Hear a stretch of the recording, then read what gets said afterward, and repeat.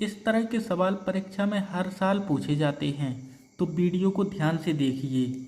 हमारा सवाल है, भूमि के एक बिंदु से मीनार के पाद बिंदु की दूरी 25 मीटर है।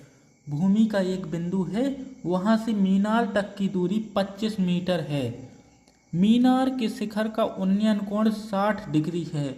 वहाँ से अगर भूमि के बिंदु से मीनार का शिखर देखा जाए तो 60 डिग्री का कोण बन रहा है। मीनार की ऊंचाई ज्ञात कीजिए। इसके लिए हम एक मीनार बनाएंगे। चलिए एक चित्र बना लेते हैं। हमारा चित्र बन चुका है। हमारी ए भी एक मीनार है। मीनार की ऊंचाई है h। हमको मीनार की ऊंचाई ज्ञात करनी है। हमने लिख दिया मीनार की ऊंचाई h है। हम लिखेंगे माना ए भी एक मीनार है जिसकी ऊंचाई h मीटर है। अब हम लिखेंगे दिया है। हमको इसमें क्या क्या दिया गया है? B से C तक की दूरी दी गई है। मीनार से भूमि के एक बिंदु की दूरी 25 मीटर है। 25 मीटर हमको दी गई है।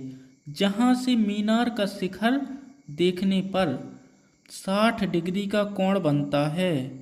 25 मीटर है। जहाँ से मीनार का शिखर देखने पर 60 डिग्री का कोण बनता है। हमको इस सवाल में ऊंचाई ज्ञात करनी है। ये हमारा क्या है? ये है हमारा नीचे वाला है आधार, और ऊंचाई को हम क्या कहते हैं? लंब।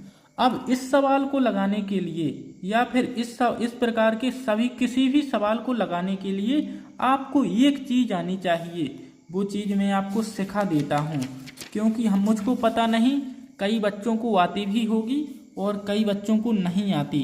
तो मैं यहाँ पर लिखूँगा LAL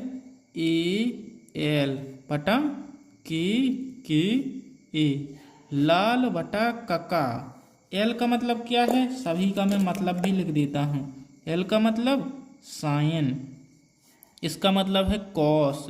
आप लोग वीडियो को ध्यान से देखिए, बहुत मोस्ट इम्पोर्टेंट चीज़ है। अगर आपको ये नहीं आती तो आप कोई भी सवाल नहीं लगा सकते। साइन कोस टेन, और यहाँ पर कोसेक, सेक और कॉट। अब आप लोग देखिए, साइन की जगह क्या है? L के नीचे K। मैं यहाँ पर लिखता हूँ साइन बराबर L के नीचे K। L का मतलब क्या है? L का मतलब है लंब, और K का मतलब क्या है? कर्ण। अब आप लोग देखिए, हमको एक भुजा दी गई है। कौन सी? आधार दी गई है, और हमको लंब ज्ञात करना है। तो हम इन्हीं का यूज करेंगे, इन्हीं का। देखिए साइन का मैंने निकाल लिया, लंब बटा कर्ण। अब हम निकालेंगे कॉस का। कॉस बराबर A बटा K, यानी आधार बटा कर्ण। आधार बटा कर्ण। अब हम निकालेंगे टेन का। टेन, मैं आपको सभी चीज़ें सिखा रहा हूँ ताकि कोई भी सवाल अगर पेपर में आ जाए आप उसको छोड़ो नहीं, आप उसको पूरी तरह से हल करो। टेन बराबर L बटे A। अब इनके मतलब लिख देते हैं। ये क्या है? L का मतलब क्या है? लंब, और A का मतलब क्या है? आधार। लंब बटे आधार। ये चीज़ें आपको आने ही चाहिए, बहुत इम्पोर्टेंट चीज़ें हैं, आपको आनी ही चाहिए। अगर आपने इन तीनों को सीख लिया तो आप आगे के सवाल लगा सकते हैं। देखिए हमको इसमें क्या क्या है। हमको दिया गया है आधार, तो आप लोग देखिए आधार कितनों में है? इसमें भी आधार है और इसमें भी आधार है। अब हमको क्या ज्ञात करना है? लंब। लंब कहाँ पर है? यहाँ पर लंब है और यहाँ पर। अब आप लोग देखिए, जहाँ पर लंब और आधार हो हम उसी का यूज करेंगे। बताइए कहाँ पर लंब और आधार है? तो आप लोग कहोगी इसमें है लंब बटा आधार। 10 में दिया गया है, तो हम लिखेंगे, क्या लिखेंगे हम? 10, यहाँ पर मैं लिख देता हूँ 10 60, कितना दिया है 10 60 बराबर, क्या सूत्र लिखेंगे हम, लंब बटा आधार, लंब बटा आधार। आपको ये चीज आनी ही चाहिए। चलिए इनमें मान रखते हैं, 10 60 का मान क्या है। अब आपको 10 60 का मान भी आना चाहिए। अगर आपको ये मान नहीं आते तो आप स्क्रीनशॉट खींच लीजिए, सभी के मान यहाँ पर लिखे हुए हैं। हमारा 10 60 का मान कितना है, ये रहा 10 और ये रहा 60, 10 और 60 कितना है, √3। आप लोग स्क्रीनशॉट खींच लीजिए। चलिए मैं मान रख देता हूँ √3।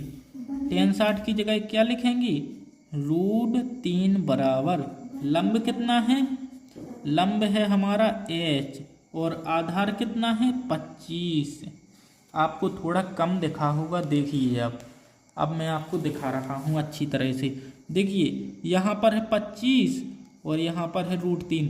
अब हमारा 25 अभी भाग में है, इस साइड भेजेंगे हम, तो हमारा होगा 25 गुणे √3 बराबर h। अब 25 का √3 का गुणा करेंगे तो आएगा 25 √3 बराबर h। ये हमारा निकल चुका है। ये क्या है, ये है हमारा लंब।